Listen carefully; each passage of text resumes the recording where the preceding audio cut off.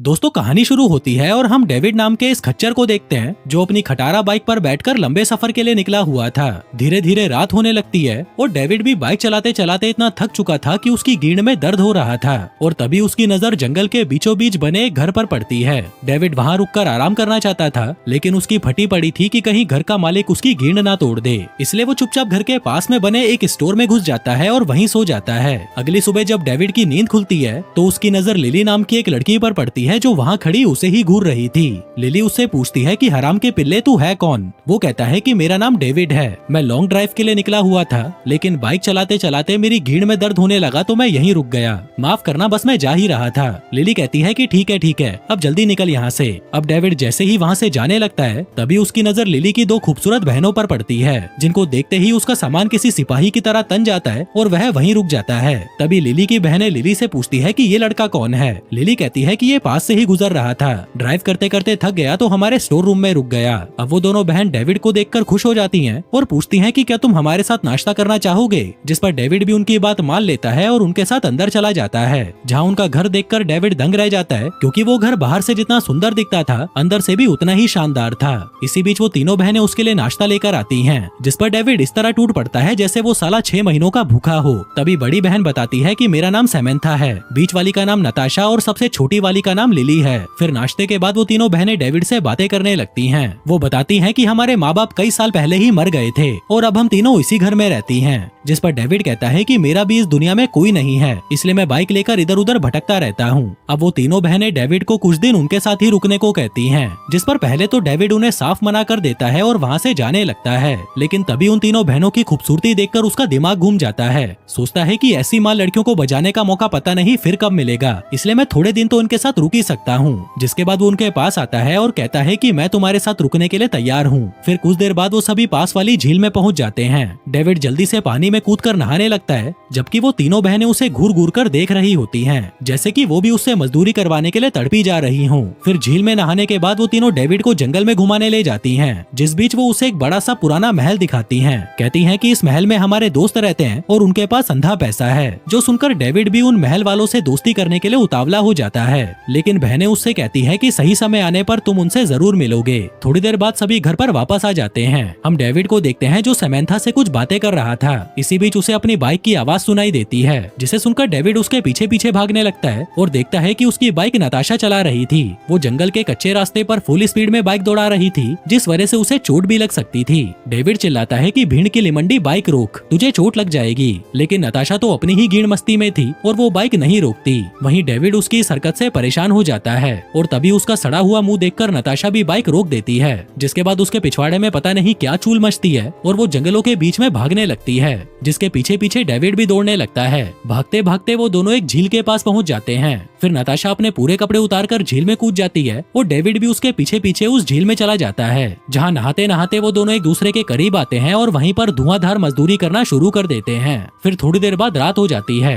David store room में तैयार हो रहा था, जिसके बाद वो तीनों बहनों के घर पर खाना खाने आता है। वहीं तीनों बहनों ने पहले से ही खाने का इंतजाम कर रखा था, जिसके बाद सभी मिलकर खाना खाने लगते हैं। आगे खाना खाने के बाद डेविड बर्तन साफ करने में उनकी मदद करने लगता है, लेकिन बहनें उसे मना कर देती हैं और उसे वापस स्टोर रूम में जाने को कहती हैं।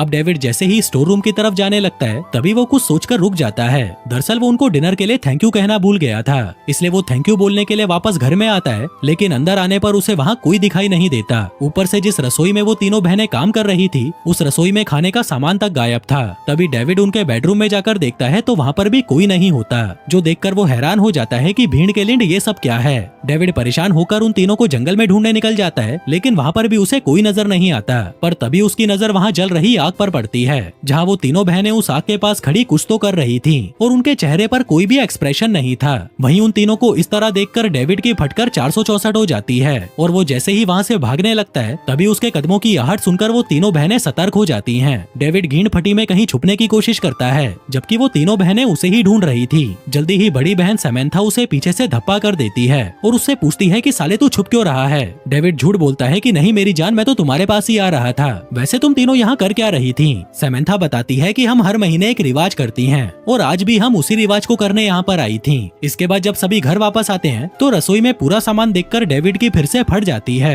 वो सैमेंथा से कहता है कि ये पहले तो यहाँ पर नहीं था, जिस पर सैमेंथा कहती है कि शायद तुझे वहम हुआ होगा, तू थक गया है, चल मेरे कमरे में चल, मैं तुझे 2 बड़े बड़े गुब्बारे दिखाती हूँ। जो कहकर वो उसे अपने कमरे में ले आती है, जहाँ पर वो दोनों दबाकर मजदूरी करने लगते हैं। फिर आधी रात को डेविड कोई अजीब सी आवाज सुनकर जाग जाता है। वो कपड़े पहनकर बाहर आता है और देखता है कि तीनों बहनें दरवाजे पर खड़ी किसी से बात कर रही थीं। डेविड जल्दी से ऊपर जाता है और खिड़की खोलकर देखता है, जहाँ उसे एक आदमी नजर आता है। डेविड उसे देख ही रहा था कि तभी वो आदमी वहाँ से जाने लगता है। अब डेविड खिड़की से बाहर निकलकर उसका पीछा करता है, लेकिन देखते ही देखते वो आदमी जंगल के बीच कहीं गायब हो जाता है। डेविड उसे ढूंढने की बहुत कोशिश करता है, लेकिन वो उसे नहीं मिलता। इसी बीच अचानक तेज हवाएं चलने लगती हैं और बारिश शुरू हो जाती है। तभी डेविड के पास बिजली आकर गिरती है और वह वहीं पर बेहोश हो जाता है। फिर अगली सुबह जब डेविड को होश आता है तो वह तीनों बहनें उसके सामने ही खड़ी थीं। समंथा पूछती है कि तू जंगल में क्या कर रहा था। डेविड उन्हें उस आदमी के बारे में बताता है और कहता है कि अचानक से वो आदमी जंगल में कहीं गायब हो गया था।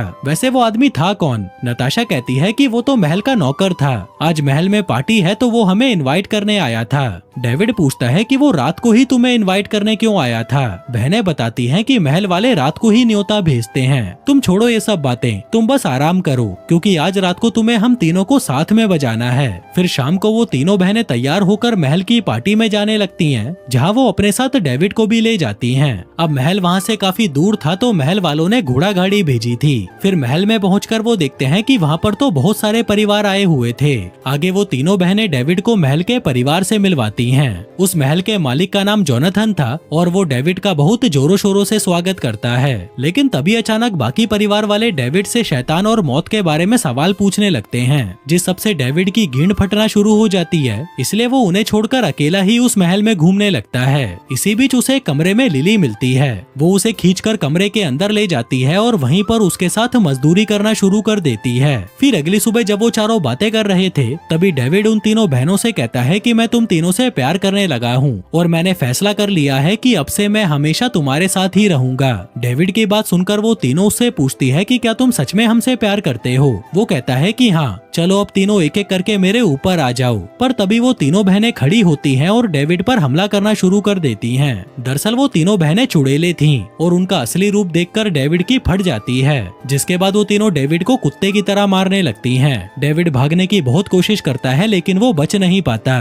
और उन तीनों के सामने ही दम तोड़ देता है। फिर अगले दिन डेविड की बॉडी को दफनाया जाता है। उसके फ्यूनरल में महल का पूरा परिवार आया हुआ था, जिसके बाद वो तीनों बहनें डेविड की बॉडी को दफनाने लगती हैं और महल का पूरा परिवार बस उन्हें शांति से देखता जा रहा था। इसी बीच जोनाथन का बड़ा भाई रॉबर्ट उन तीनों बहनों से पूछता है कि क्या उस लड़के को तुमसे प्यार हुआ था, जिस पर वो तीनों बहनें कहती हैं, हाँ सर, इसे हमसे प्यार हो गया था और इतना ही नहीं, ये हमारे प्यार में बिजली गिंड हो चुका था। जो सुनकर रॉबर्ट उन तीनों को शाबाशी देता है और फिर अपने परिवार पर गुस्सा करते हुए कहता है कि भीड़ के लिमंडो, तुम किसी काम के नहीं हो। इन तीनों बहनों को देखो कैसे अपना काम पूरी ईमानदारी से कर रही हैं, लेकिन तुम गधे के बच्चे कुछ कर ही नहीं पा रहे। हम सभी शैतान को मानते हैं और उसे खुश करने के लिए हर महीने एक जवान लड़के की बलि भी देते हैं, जिसके बदले में शैतान हमें अमीर और ताकतवर बनाता है। अब अगले महीने से ये तीनों लड़कियां महल में रहेंगी और तुम सभी जंगल में रहकर ऐसे ही किसी लड़के का इंतजाम करोगे। जिसके बाद वो उन सबको गंदी गंदी गालियां बकता है और वहाँ से चला जाता है। दूसरी तरफ हम देखते हैं कि डेविड के मरने का दुख सिर्फ लिली को हो रहा था, क्योंकि वो ही थी जो डेविड से सच्चा वाला प्यार करने लगी थी। इसके बाद वो तीनों बहनें अपनी महंगी सी गाड़ी में बैठती हैं और किसी दूसरे शिकार की तलाश में वहाँ से चली जाती हैं। और दोस्तों, इसी के साथ ही ये कहानी यहीं खत्म हो जाती है। धन्यवाद।